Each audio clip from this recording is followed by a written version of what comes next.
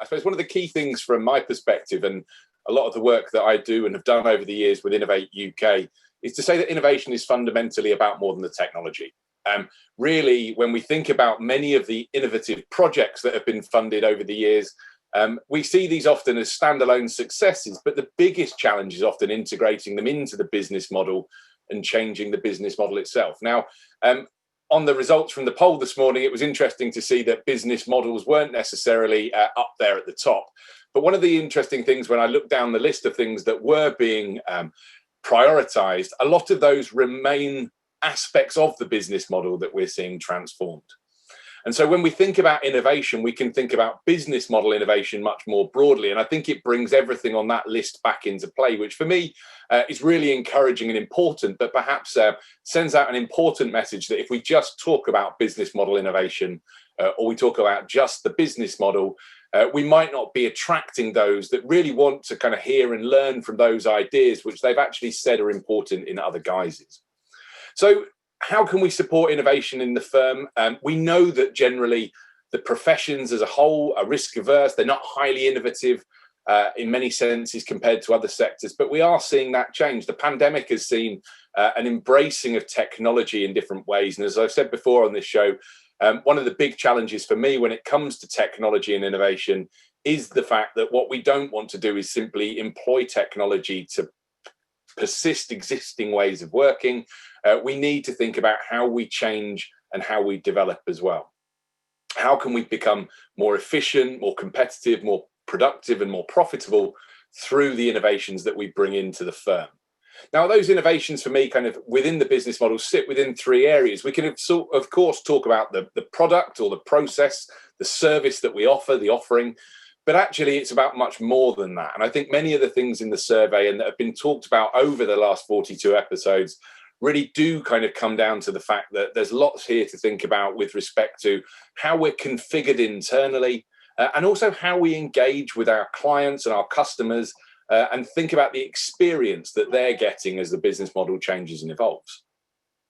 So how do we do this? How do we be better at this within the firm? Now, I'm not going to sit here, although our project was very much on AI readiness, looking at the digitization, the digitalization and the digital transformation of firms, thinking much more about how we can bring those out through the people who are some of the key and core assets that our organizations have.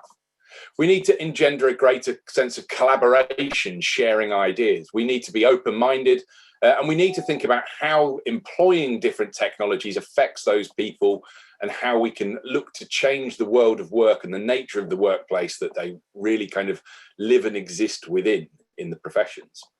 Richard's already mentioned this morning the importance of listening, and I think communication both ways is really important here, both within the firm, but also external to the firm. And I think that that's absolutely key for change management, thinking about how we can improve and who we're improving for. A lot of the time when I spend my time talking to firms about what they're doing, I think one of the key things that we need to think about is that when we talk about creating value, it's who we're creating value for. Often we think about the creation of value as increasing profits and profitability, but if we look to try and enhance and create value for our clients and customers, often the nature of that value creation is a lot more sustainable.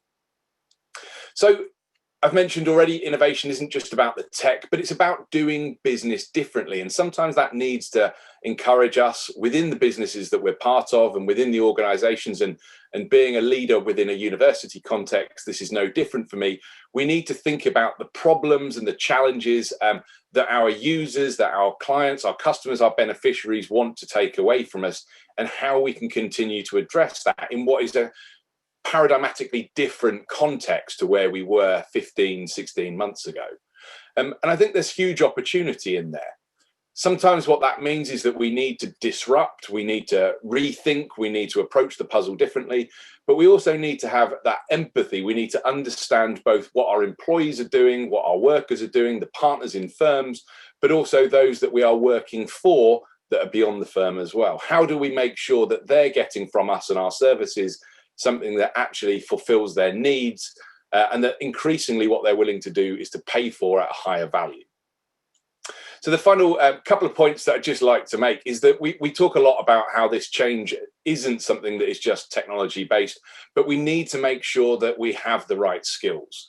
I think there's an important part to play here, thinking about skills within the firm, thinking about how we develop those employees that we have, those partners, how do we make sure, and how do we open their mindsets to that? Some of the work coming from our research shows that there is that resistance that is constructed around professional norms. How do we overcome, challenge, and develop those norms so we can embrace technology and what that has to offer while enhancing the role and the value that the professional brings into the firm? So just by way of closing, again, want to mention the event that Richard is hosting with us as part of the project. We're very much going to be looking at the role of design sprints. And I think that one of the key things that design brings to the professions that hopefully will add value is really trying to understand the problem and the challenge that we're trying to address here. I think when we see many of these technological solutions on the shelf, whether they be AI-based or otherwise, I think we need to understand the nature of the business problem that is being addressed with these particular technologies. Often the technologies themselves are very narrow by nature. We're not talking about turning the average law firm or accountancy firm, if there is such a thing, into an AI-enabled firm. But what we're trying to do is to enhance particular areas of professional practice. Now, again, through the work that we've been doing on the project, the design sprints that we've been holding, working with professional services firms to help them think about how they can change their strategy, how they can develop their approach to really incorporate and benefit the most from some of these technologies, it's important that we think about a wider range and variety of factors. And the nature of the design sprint does exactly that. So if you are interested in finding out more information, please do attend the event. I'll put a link and my email in the chat afterwards. We have a number of toolkits that are available, targeted particularly at professional firms. Through the project, we are trying to work with and continuing to hold design sprints and future scenario workshops with professional services firms. So if you'd like more information, please contact myself or Richard, and we'd be delighted to work with you further on some of this. So thank you.